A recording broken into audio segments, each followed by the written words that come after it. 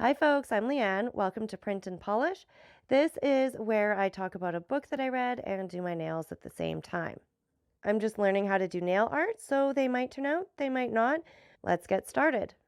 The Caraval series had me so completely engrossed from the first sentence. I am pretty busy, and yet somehow I managed to finish the entire trilogy in 2 weeks, including the wait time for the library holds to come through. The author Stephanie Garber weaves together a story that included so many things that I look for: adventure, magic, romance, family, drama. Not only that, she managed to intertwine everything so well for me that it's hard to definitively categorize the books.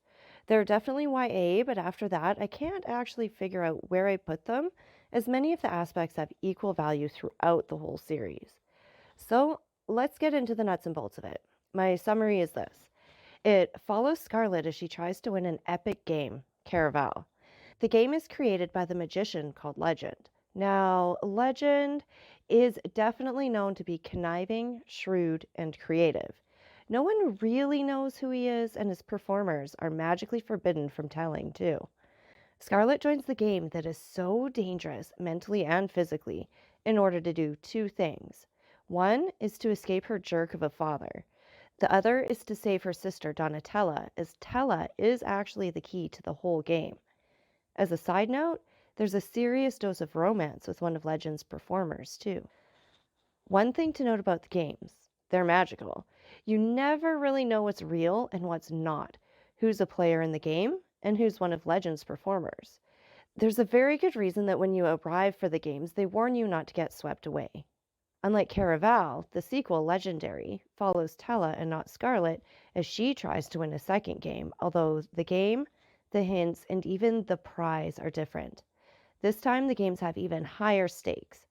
If the game is lost, the fates, vicious beings like gods, may be released. Between being manipulated by Jax, the heir to the throne, trying to find out who the magical legend is, and other adventures, Tella is always striving to save and find the mother she thought had abandoned her and Scarlet years ago. And this brings me to the last book of the series, Finale.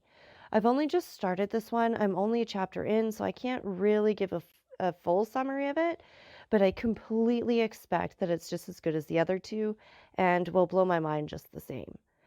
One thing that continuously popped up in both the first and second books is Legend himself and what he is known for. No one knew for the longest time who he really was, or they couldn't say. It doesn't matter which book it is, the first or the last, the series holds my attention the entire time I'm reading.